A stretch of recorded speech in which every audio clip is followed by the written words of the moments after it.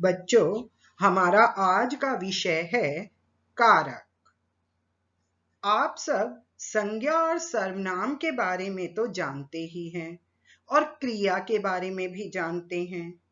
जब हम कोई वाक्य बोलते या लिखते हैं तो उसमें ने, को, से, के द्वारा, के लिए, पर, में आदि का प्रयोग होता है। इन्हीं को कारक कहते हैं। इनके बिना हमारे वाक्य अधूरे हैं। जैसे राम सत्य पाने रावण से युद्ध किया। ये वाक्य अटपटा है क्योंकि इसमें कारक चिन्ह नहीं लगाए गए हैं। ये शुद्ध वाक्य है, राम ने सत्य को पाने के लिए रावण से युद्ध किया। अतः कारक का अर्थ है क्रिया को करने वाला। आइए अब हम कारक का विस्तार पूर्वक वर्णन करते हैं। कारक, सबसे पहले हम कारक की परिभाषा देखते हैं।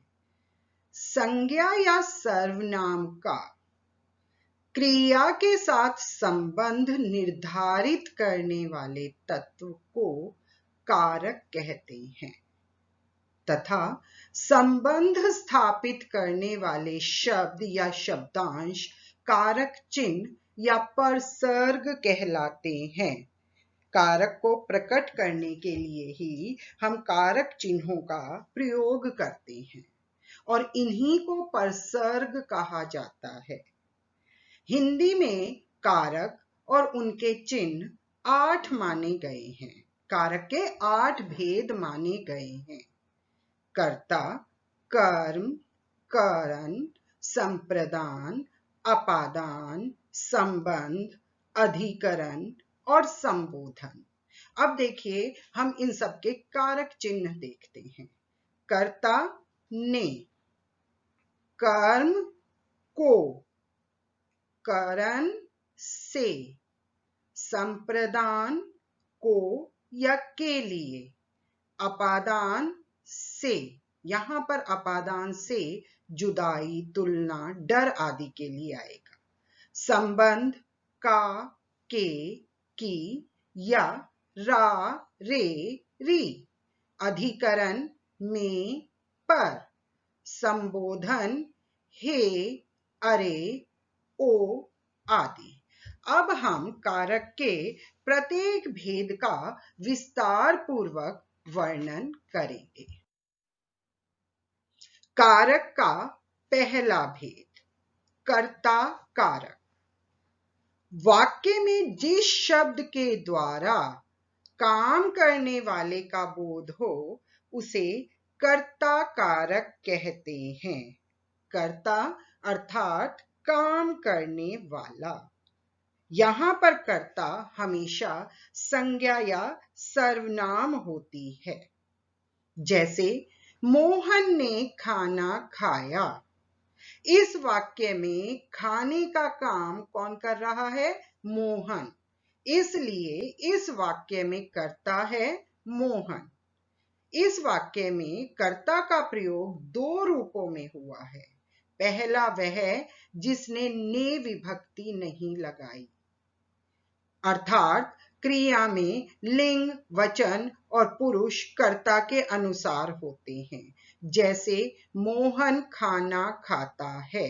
दोनों वाक्यों की तुलना कीजिए। पहले वाक्य में है मोहन ने खाना खाया और दूसरे वाक्य में है मोहन खाना खाता है। यहां पर कर्ता का परसर्ग होता है ने। पहले वाक्य में ने का प्रयोग किया गया है, लेकिन दूसरे वाक्य में ने का प्रयोग नहीं किया गया। इसका हम कारण समझने की कोशिश करेंगे। देखिए, कर्ता कारक के चिन्ह ने के प्रयोग संबंधी नियम कि ने का प्रयोग कर्ता कारक के साथ कब किया जाता है और कब नहीं किया जाता। ने का प्रयोग कर्ता के साथ तब होता है जब क्रिया सकर्मक और भूतकाल में होती है। वो भूतकाल चाहे सामान्य भूतकाल हो, आसन्न भूतकाल हो, पूर्ण भूतकाल हो या संदिग्ध भूतकाल हो, कोई भी भूतकाल हो, केवल अपूर्ण भूतकाल को छोड़कर। उदाहरण देखिए, मोहन ने पुस्तक पढ़ी, सामान्य भूतकाल। राम ने खाना खाया है, आसन्न भूतकाल। गीता ने नृत्य किया था, पूर्ण भूतकाल। गीता ने नृत्य किया होगा, संदिग्ध भूतकाल। गीता ने अभ्यास किया होता तो वह नृत्य कर पाती, हेतु हेतु मत भूतकाल। अर्थात कर्ता कारक में ने परसर्ग का प्रयोग केवल उस क्रिया के साथ होता है जो क्रिया सकर्मक हो और क्रिया भूतकाल में हो।